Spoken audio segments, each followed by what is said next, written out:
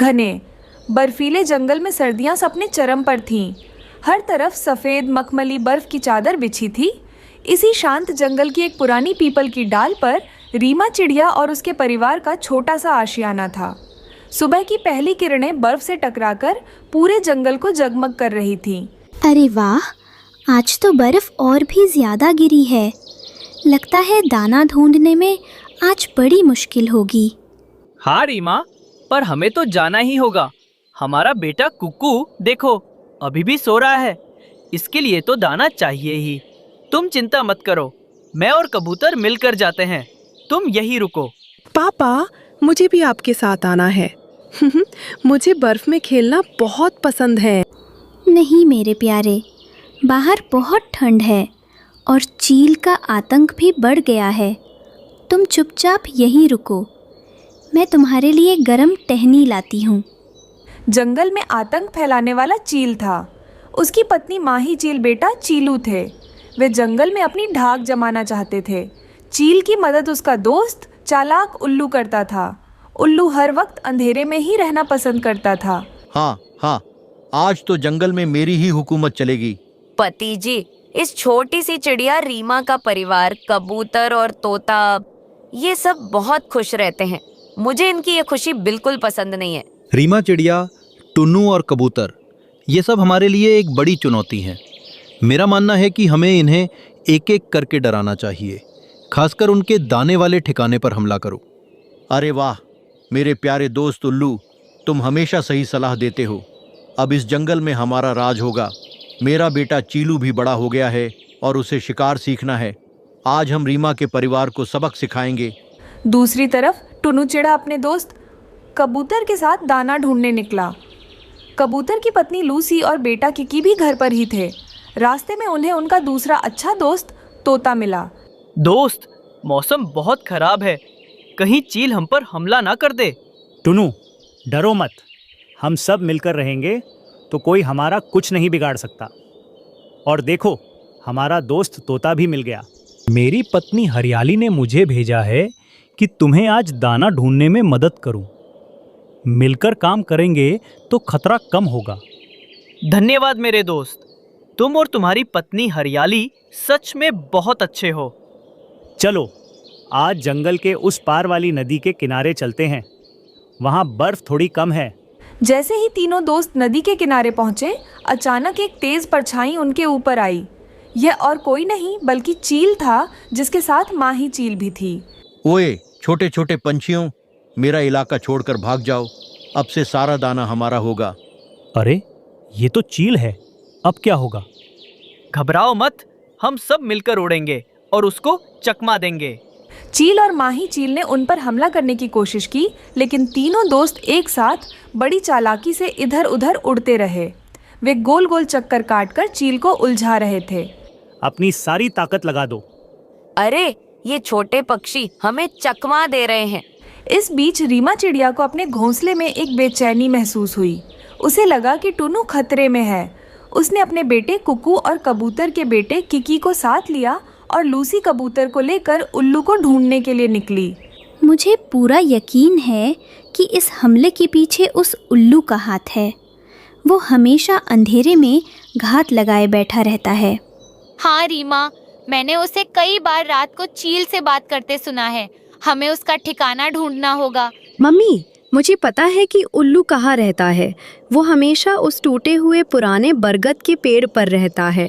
Reema, Lucy और बच्चों ने मिलकर उल्लू की कोटर के आसपास सूखी टहनियाँ और घास जमा कर दी। ओए चालाक उल्लू, तुम सिर्फ अंधेरे में ही वार कर सकते हो। अब तुम्हारी चालाकी खत्म। कौन है ये? मेरा राज कैसे पता चला? तुम दोनों की दोस्ती जंगल के लिए खतरा है।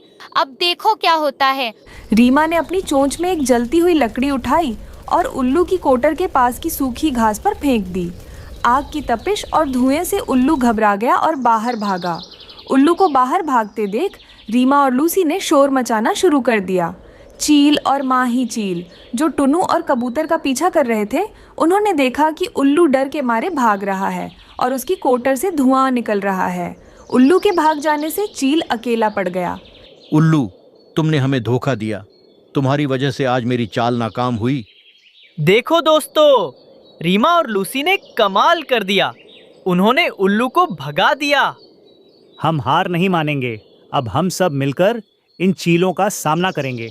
सारे पक्षियों ने एक साथ मिलकर उस पर और माही चील पर हमला किया। सबने मिलकर उन पर पत्तियां और दाने और बर्फ के छोटे टुकड़े फेंके।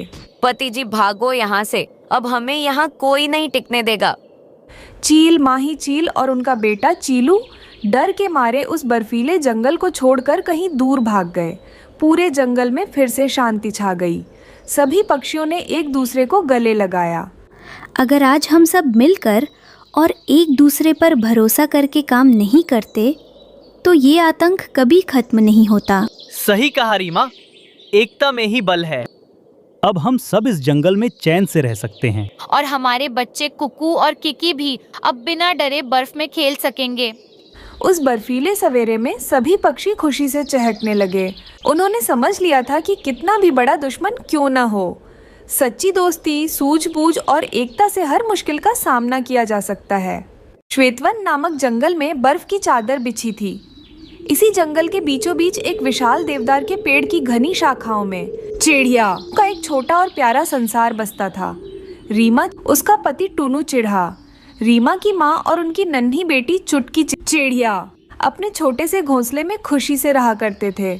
उनकी जिंदगी सरल थी, प्यार और चहचहाहट से भरी। माँ, आज मुझे बर्फ का गोल गोल लड्डू चाहिए।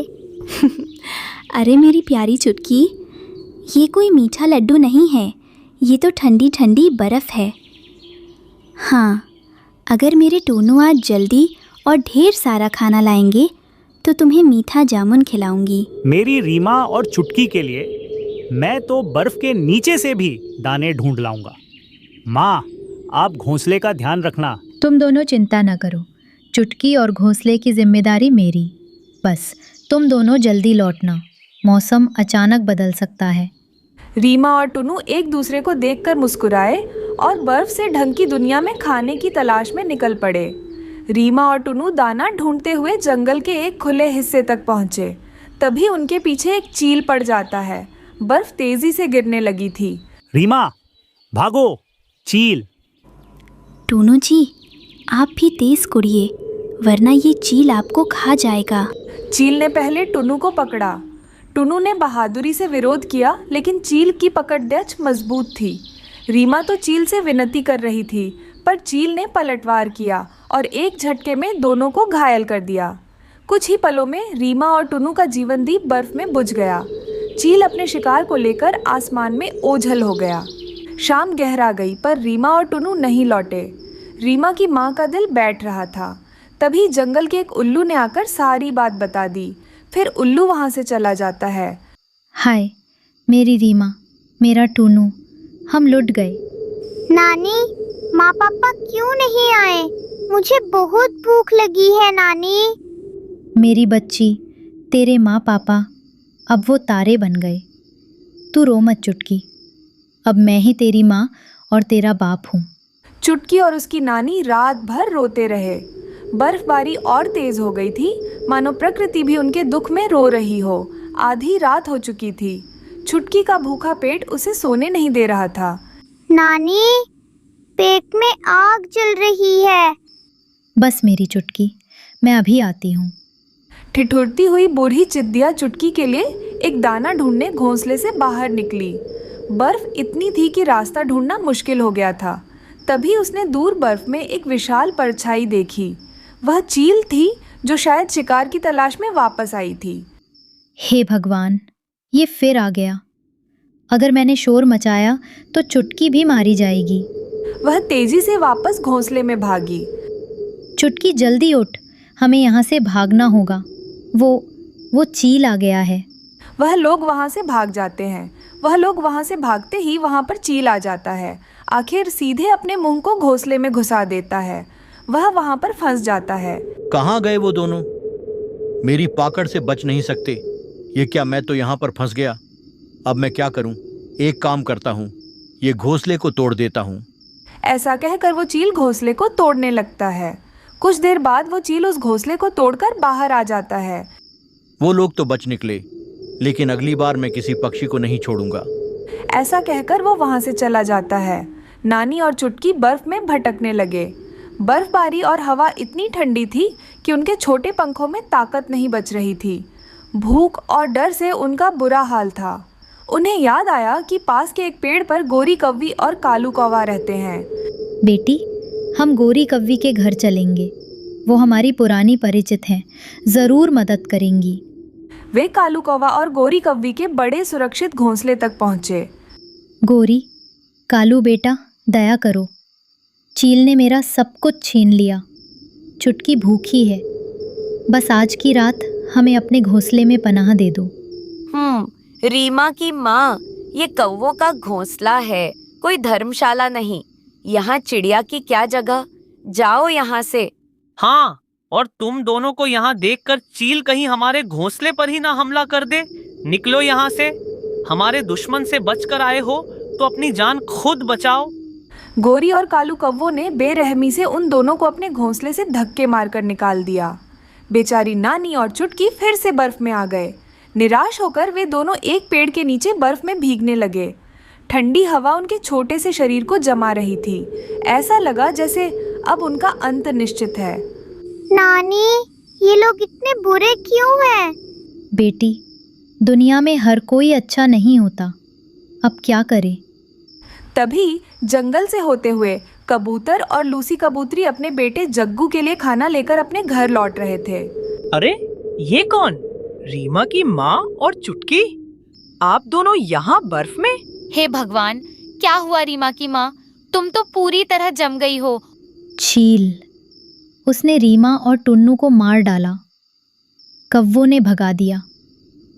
अब हम उन मतलबी कव्वों को सबक सिखाऊंगा।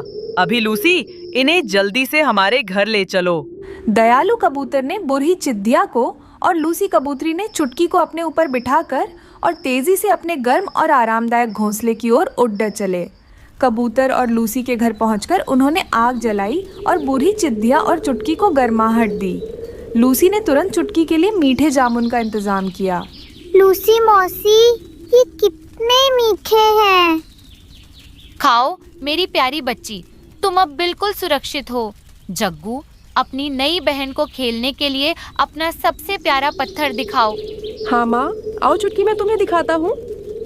कबूतर बेटा, लूसी बेटी, तुम दोनों ने मेरी और मेरी पोती की जान बचाई। तुम देवदूत बनकर आए। माँ जी, हम सब एक जंगल के परिवार हैं। दुख के समय में अगर हम एक दूसरे के काम ना आए तो फिर इस जीवन का क्या अर्थ? जब तक बर्फ का तूफान खत्म नहीं हो जाता, आप आराम से यही रहिए। इस तरह नन्ही चुटकी चिद्दिया और उसकी नानी की जान बच गई। उन्होंने उस बर्फ की रात में दोस्ती और दयालुता की सच्ची रोशनी देखी, जिसने उन्हें जीवन की सबसे बड़ी मुश्किल से बाहर निकाला। बर्फ की अगली सुबह नई उम्मीद और भरोसे की धूप लेकर आई। घने बर्फीले जंगल में, जहां देवदार के पेड़ बर्फ की चादर ओढ़े खड़े थे और हवा में बर्फीली ठंडक थी, एक छोटा सा आशियाना था। यहाँ रीमा चिड़िया, उसका मेहनती पति टुन्नू चिड़ा और उनकी प्यारी बेटी छुटकी चिड़िया खुशी से रहते थे। सुबह का समय था। बर्फ धीमी धीमी गिर रही थी। टुन्नू चिड़ा ने अपनी छोटी सी दुकान लगा रखी थी। उसके भुट्टे की खुशबू बर्फीली हवा में दूर दूर तक फैल रही थी। भुट्टे इतने स्वादिष्ट थे कि पूरा जंगल दीवाना था। टुन्नू चिड़ा भुट्टों को कोयले की अंगीठी पर भूनता, उन पर नींबू और मसालों का जादू करता और पक्षियों को परोसता। आओ आओ, स्वादिष्ट भुट्टा ले जाओ। नींबू और मसाले का स्वाद ठंड में देगा मजा। टुन्नू के पास ग्राहकों की लाइन लगी थी। सबसे पहले लूसी कबूतरी, उसका पति कबूतर और बेटा कुक्कू आए। टुन्नू भाई, आज तो बर्फ बहुत ज्यादा है, एक भुट्टा जल्दी से तैयार कर दो। मेरे कुक्कू को तुम्हारे हाथ के भुट्टे बहुत पसंद हैं। हाँ हाँ चाचा, वो नींबू वाला खट्टा मीठा मजा। जरूर कुक्कू बेटा, यह लो तुम्हारा खट्टा मीठा भुट्टा। वाह टुन्नू, तुम्हारी कमाई देखकर मुझे भी खुशी होती है। इस ठंड में भी तुम्हारी मेहनत रंग ला रही है। टुन्नू की सफलता की चमक उसके चेहरे पर थी, पर यह चमक जंगल के दो ईर्ष्यालु पक्षियों की आंखों में कांटे की तरह चुभ रही थी, कलुआ कौवा और उसकी पत्नी गौरी कौवी। कलुआ कौवा और गौरी कौवी एक जमे हुए पेड़ की डाल पर बैठे थे। टुन्नू का ठेला दूर से जगमगा रहा था। देखो कलुवे जी, उस टुन्नू की कितनी कमाई हो रही है। सारा जंगल उसी के पास जाता है और हम बस भूखमरी के कगार पर हैं। गलत कह रही हो गौरी। अब और नहीं, मैं टुन्नू से ज्यादा स्वादिष्ट भुट्टा बेचकर दिखाऊंगा। ये जंगल मेरा है। पर हमारे पास भुट्टे कहाँ हैं? और टुन्नू जैसे भुट्टे बनाना हमें आता भी नहीं। मेरे पास एक योजना है। कल मैं दूसरे जंगल के भूरा कौवे से मिलूंगा। वो भुट्टे बेचता है। मैं उससे खरीद कर लाऊंगा और भुट्टा ठेला लगाऊंगा। फिर देखना टुन्नू का खेल कैसे खत्म होता है। अगले दिन कलुआ कौवा दूसरे बर्फीले जंगल से भूरा कौवे से थोक में भुट्टे खरीद कर ले आया और टुन्नू के ठेले के ठीक सामने अपना भुट्टा स्टॉल लगा लिया। कलुआ कौवा बड़े आत्मविश्वास से अपने भुट्टे बेचने लगा। ताजे भुट्टे, सबसे सस्ते। आओ मेरे भुट्टे खाओ, टुन्नू से बेहतर। चाचा चाची, हमारे ठेले पर आइए। लेकिन ग्राहकों ने उसके भुट्टों को सूंघा और मुंह बनाकर टुन्नू के ठेले पर चले गए। नहीं, कलुआ के भुट्टे में वो स्वाद नहीं है। ये तो सूखे और फीके हैं। टुन्नू के भुट्टे में असली नींबू और मसालों का जादू होता है। कलुआ कौवा का चेहरा उतर गया। उसके पास एक भी ग्राहक नहीं आया। देखा, मैंने कहा था टुन्नू को हराना आसान नहीं है। उसके भुट्टों में कुछ तो खास है। टुन्नू, तुम्हारी यह खुशी अब ज्यादा दिन नहीं रहेगी। उसी रात जब पूरा जंगल गहरी नींद में था और बर्फ तेजी से गिर रही थी, कलुआ कौवा ने अपने दिल में दुर्भावना लिए टुन्नू के भुट्टा ठेले को अपने चोंच से बुरी तरह तोड़ दिया। अगली बर्फीली सुबह टुन्नू चिड़ा अपने ठेले को टूटा हुआ देखकर एक पल के लिए उदास हुआ। ये किसने किया? ये तो हमारी मेहनत का सहारा था। रीमा, यह किसी दुश्मन का काम है। मगर कोई बात नहीं, टुन्नू चिढ़ा हिम्मत हारने वालों में से नहीं है। यह शरीर है तो मेहनत भी है।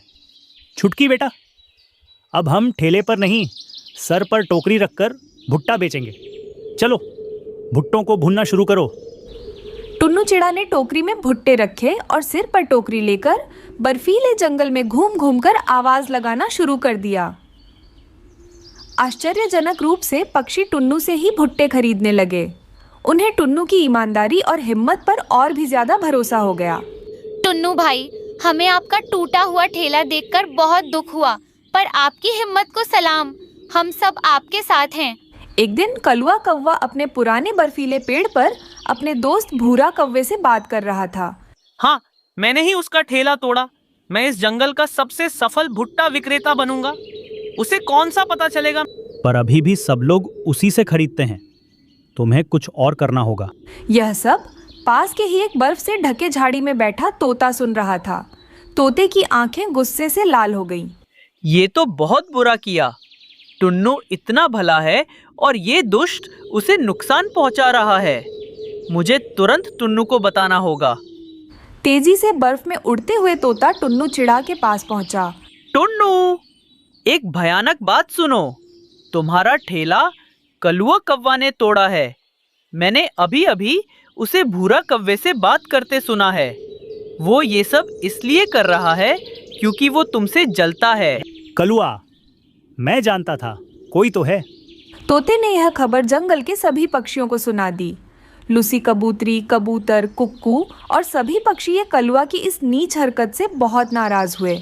अगले दिन जब कलुआ कौवा बड़े आराम से अपना खाली पड़ा ठेला लगा रहा था तो सारे पक्षी एक साथ उसके पास आए। कलुआ, तुमने टुन्नू का ठेला क्यों तोड़ा? तुमने एक मेहनती पक्षी को धोखा दिया। मैंने कुछ नहीं किया। तुम सब झूठ बोल रहे हो। झूठ नहीं, तोते ने सब सुन लिया है। हम सब जानते हैं कि तुम टुन्नू की कामयाबी से जलते हो। तुमने सिर्फ टुन्नू का नुकसान नहीं किया कलवे, तुमने दोस्ती, मेहनत और ईमानदारी का अपमान किया है। सारे पक्षी मिलकर उसके ठेले को तोड़ देते हैं। पापा, ये सब हमें सबक सिखा रहे हैं। हमें माफी मांगनी चाहिए। मुझे माफ कर दो टुन्नू। मेरी ईर्ष्या ने मुझे अंधा कर दिया था। मैं अपनी गलती मानता हूँ। कलुए, मुझे पैसों का नुकसान नहीं, तुम्हारी नीयत का दुख हुआ। मेहनत और ईमानदारी से कमाओगे तो सब कुछ मिलेगा। कलुआ कौवा को अपनी गलती का एहसास हुआ।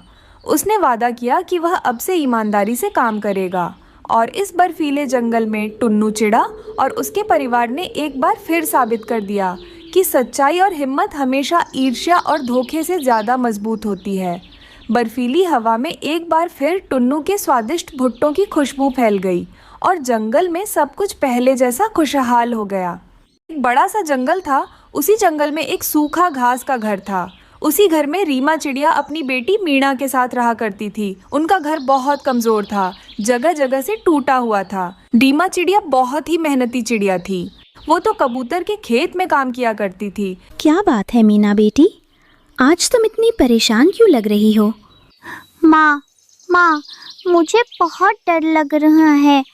माँ, क्योंकि बारिश का मौसम है ना, तो कभी भी बारिश हो सकती है। हमारा घर तो जगह जगह से टूटा हुआ है ना। तुम चिंता मत करो मीना बेटी, कल मैं कबूतर के पास जाकर कुछ उधार पैसे लेकर किसी तरह हमारे घर को मरम्मत करूंगी।